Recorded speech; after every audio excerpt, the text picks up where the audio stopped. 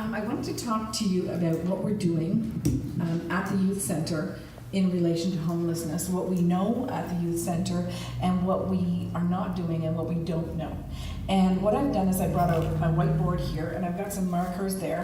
And if we come up with something globally together that we'd like to put in a letter to the municipality or someone at the end of this, we can keep putting notes there. So any comments, any information, and maybe make this half hour a little bit more interactive. I'd like to actually accomplish something in this half hour instead of just sharing information.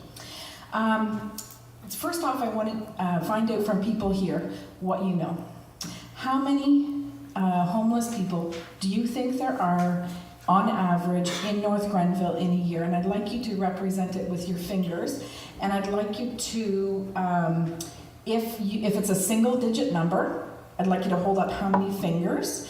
And if it's a double digit number, I'd like you to do like the whole, 21, something like that. So what do we have? What's your guess? Robin, do you mean people who actually have no shelter, or do you mean people who are like couch surfing and really just don't have steady place of their own? That's a great question, because let's do both. So I've got the insecure housing question next, and sometimes insecure housing is included in homeless numbers. So let's go with just no bed one night of the year or more as homeless as this first question. So how many in North Grenville do you think need a bed tonight or some other night in 2016? 100. I guess. Pardon? 100. 100? Any other guesses? I was going to say 50. 50? What's Anything the else? population, North Grenville? 15,000. 15,000, yeah. Oh, Les is doing the math. I'm so proud of her. What's your math telling you, Les? Should be about 95 to 100 minimum. Excellent. Okay, now let's look at expanding the definition to insecure housing. So what's your guess, unless you can figure the math, but don't tell us yet, if we include insecure housing, and by this I mean someone who's couch surfing with friends, staying temporarily at a relative's, or they're in an abusive or horrible conditions and they don't have a way out of it. So things are tumultuous, they don't really know if it's safe to be where they are, but they haven't got another place to go, so they're a little bit trapped in a situation. So with that number and that expanded definition of homelessness, what's your guess? Any guesses? 500, yeah. 2,000. Okay, any other guesses? No? Okay, so here's the profound thing. Here's where someone should come in with the answer and know the answer. But guess what? We don't know.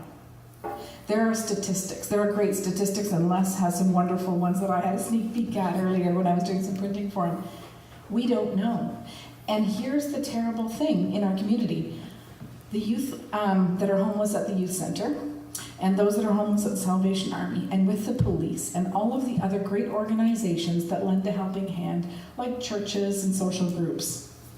These numbers are not being pulled together. We're so conscious of confidentiality, and we're so uncoordinated in this effort that we don't know what that number is. All we can do is look at Les's stats later and get a glimmer of an idea. We have to move past that and think of a plan, and maybe in this half hour, maybe it's going to take more than a half hour, but think of a plan of how we can get accurate numbers, because we cannot create enough safe, affordable housing if we don't know what those numbers should be. So I'd like, ideally, one place in the community that we report to, and we report in a way that has some information, but not identifiable, meaning their whole name. So for example, say it's the municipality or a different organization that we're all reporting our numbers to, and we just have the initials of the person. So if they're insecure, and 3 organizations detect that they're insecure, that we're not all reporting them as 3 numbers when really it's 1. Because really, we could be reporting on the same number. So when I tell you how many homeless or insecure youth I have at the center, and Salvation Army is telling theirs, maybe there's some overlap, and we don't know that. So the only challenge with that is if there are the same initials of 2 homeless or insecure housing people in the same year. there's a bit of a loss with that, but not a huge one. I think it's forgivable. Another gap that we have is we don't have anyone in North Grenville doing referral management for homelessness. And does anyone know the difference between just doing referrals for homelessness and referral management? Follow up? A little bit more than that. So a referral is I give a youth or a parent or an aunt or an uncle or a friend the phone numbers to call and the phone. At the youth center, that is our mandate, meaning our board says we give referrals, we don't do referral management.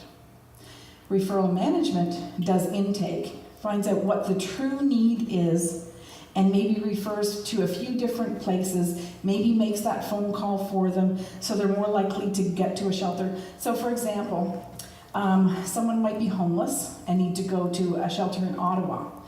Someone doing referrals would give them the phone number and the phone. Someone doing referral management would say, all right, is Ottawa, a shelter in Ottawa where you want to go? Great. And they call that shelter and says questions like, I have someone here, when do they need to arrive to be sure to get a bed? When do they need to arrive to get supper? And a lot of those important things that are more than just maybe a place to stay. So we have no one doing referral management at all in North Grenville. Okay, so that's a huge lack in our area. So Robin, what agency would typically do that? Good question. Here? Leading right into my next point. Prescott Youth Connect has begun this for the county, but they're only doing it in a pilot project in Prescott. They have a youth shelter, and it's only a youth initiative, and their youth age cap is higher than mine. So at the Kemptville Youth Center, our age cap is 18. Their youth cap is 25 to 29, somewhere in there. I can't remember the exact age, and I'm sorry for that. They do 21 days of referral management. 21 days of that person being sheltered and all of the pieces that go with it that achieve a great number of goals. So I have referred many youth to this transition shelter in Prescott, and they have had openings half the time. So some years I have 6 homeless youth, sometimes 2. My average is like 3.5 homeless youth at the youth center that need a shelter that night. That's a pretty high number. And you know, in the years that I have 6, I'm thinking, what is happening this year? I ideally call Prescott Youth Center because I know they're going to do referral management. They come the next available business day. If they're not available till Monday morning and it's Friday night, because youth have a unique ability to become homeless on a Friday night between 5 and 9 p.m. Astounding capability for that. Then I work on a place with the OPP, putting them up at Clothier Inn or something like that. So I refer them to the OPP for 3 nights or ask them if they can catch surf for 3 nights to get them in. Because I know that if they're sent off to Ottawa, they're given shelter, and it's, in my books, a loss when we're sending our homeless youth off to Ottawa, which is half the time. So the youth worker comes, makes sure they would like shelter, and then they can operate within the parameters of the 21-day shelter, and they work on all of the skills that they possibly can during those 21 days, and then they follow up for as many days, weeks, or months afterwards to ensure security in housing, employment, schooling, whatever the gaps are for that particular youth.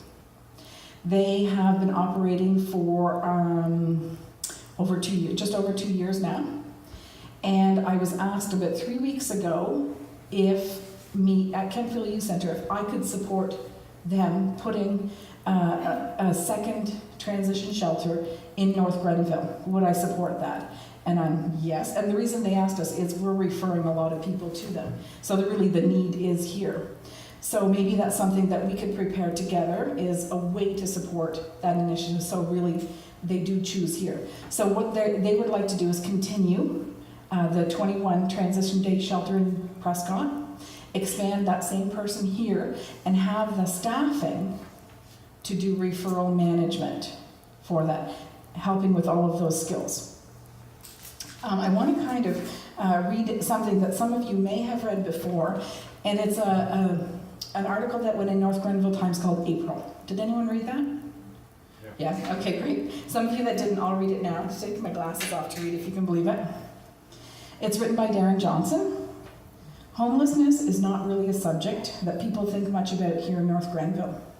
If you don't see someone sleeping outside on the street, it's easy to assume that there are no real homeless people living here. Homelessness to most people is a city problem. However, let's consider the following definition of homelessness from a Canadian homeless advocacy website. Homelessness describes the situation of an individual or family without stable, permanent, appropriate housing, or the immediate prospect, means, and ability of acquiring it. So the definition of homelessness also includes things like people who couch surf, stay temporarily with friends, or those who rent a bedroom in a house for a few months and then move on. Statistically, the majority of these people are youth under 25. We've all passed these young people on the street without any way of knowing their situation. I sat down with a taxi driver recently who told me an interesting story about a fare he had back in December. It was late on a Sunday night when he got a call to go pick up a fare at a private residence in Kemptville. The caller said that they needed a ride to the bus station in Ottawa. The driver told the caller that he had a couple of other calls to do first, but he would be there in 15 or 20 minutes. The caller phoned again 10 minutes later and asked where the taxi was. The driver told the caller that they were his next fare and that he had just to finish his current one. The caller asked the driver to hurry because she had been kicked out of her brother's house and she was waiting outside. It was cold and snowing, so the driver said that he would be there as soon as he could. When he arrived to pick up the caller, he named her April, who appeared to be a young First Nations woman in her early 20s. She was waiting outside on the street in front of the address she had given him. April walked over to the car carrying 2 small bags and got in. The driver asked April if she had the cash to pay for the trip to Ottawa, and she said not to worry, that her friend would email the driver the money for the ride. He explained to her that she had to have the cash for the trip and that emailing the money to him was not an option. April got on her phone to call her friend, but got no answer. She told the driver that if he took her to a bank machine, she would try to get the money for him. So he took her to a bank beside the 416, but didn't charge her for it. She went into the bank machine, but came out 5 minutes later empty-handed. She said there was a problem with the bank machine and that she'd try to call her friend again.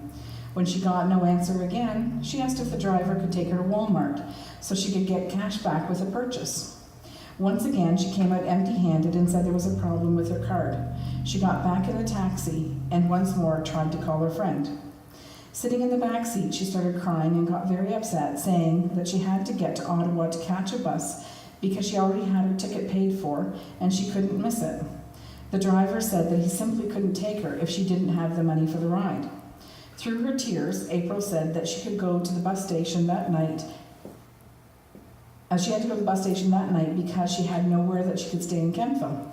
She had been staying at her brother's house, but he had kicked her out and wouldn't let her stay there anymore. The driver felt badly, but he knew that he couldn't afford to pay for the trip himself, almost $80. Being unsure what to do, he decided to drop her off at Tim Hortons, but promised to make a couple of phone calls to see if he could find her a place to stay for the night. He called the executive director of a local charity at home and woke her up. I was not quite asleep. But she said that they weren't able to help the passenger at this time of night, but to try calling the Salvation Army. So here's a gap, not a single number to call after hours. If that didn't work, he should try calling the OPP, who might be able to give her a voucher for a night's stay at a local hotel or find another appropriate place for her to spend the night. So he tried calling the local Salvation Army, but there were no after-hours phone number to call on their voicemail. So, as a last resort, the driver called the OPP. The OPP dispatcher asked the driver a number of questions about the situation, the physical and emotional state of the former passenger, and where she was currently. They then told the driver that they could send an officer over to Tim Hortons right away to check on the young woman, and then they'd make a decision on how to proceed. The driver asked if they could call him back and let him know what happened, but they never did. The taxi driver said he felt very guilty that he wasn't able to help more than he did that night. He said that now he'll always remember that night, and for him, homelessness now had a face, and her name was April. So the reason I'm reading that to you is I have a lot of names in my head. Like this driver has the name April in his head. A lot of names, and they all have unique situations. And I'll just kind of give you some of the ones that really stick in my mind. And they're shorter stories, so sorry, that was a long one. So one of them, we had one male youth who'd been living with friends, learning some job skills, and specifically a trade. When that fell through, he needed a place to stay as soon as possible. He came to the centre after hours and was referred to a shelter in Ottawa. But he had to couch surf because there wasn't room in that shelter that night. So he couch surfed one more night at a friend's, and then was able to get to a shelter in Ottawa. Another youth was pregnant and needed support, and we referred her for shelter and support for that. She was sheltered in Prescott at the transition shelter I was speaking to you about. One girl had spent the night in a local porta potty and needed a place to stay right away. She came into the youth centre and was lying down on the couch. That was her way of asking for help. The shelter in Prescott was full, so she was referred to a shelter in Ottawa.